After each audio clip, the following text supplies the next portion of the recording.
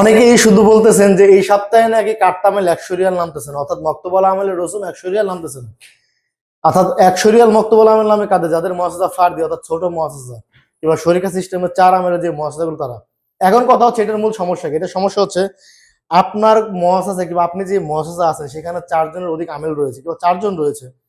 এখন দেখা গেছে 2 জনের করছেন, বাকি 2 জন আসার কথা, নিয়ম মাফিক 100% আসার কথা, এখনো আসবে।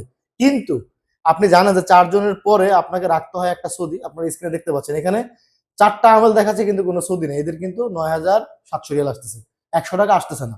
এখন কথা হচ্ছে এদের কখন আসবে? এদের হচ্ছে এখানে একটা সৌদি নিয়োগ দিলে এদের পরবর্তী সপ্তাহে আসবে। তো অনেকেই আছে সৌদি নিয়োগ দিছে কিন্তু নিয়োগ দেওয়ার পরও আসতেছে না। সেটার কারণ হচ্ছে আপনি যে সৌদিটাকে নিয়োগ দিয়েছেন সেই সৌদিটা গত 1 বছরের মধ্যে কিংবা গত কয়েক মাসের মধ্যে বিভিন্ন মুআসাসা বিভিন্ন তামিনাতে তাকে ব্যবহার করা হয়েছে।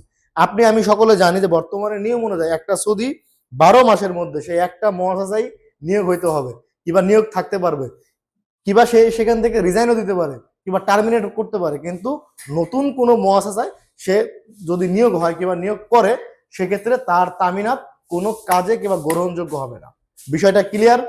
মূলত পক্ষে এই সমস্যার কারণেই আমাদের অনেক বাংলাদেশি ভাইদের 100 টাকা মক্তবল আমেল আসতেছে না।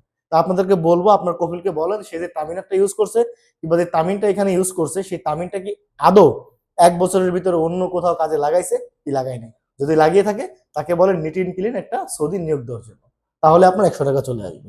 ভিডিওটি ভালো লাগলে সর্বোচ্চ শেয়ার করবেন। আল্লাহ হাফেজ।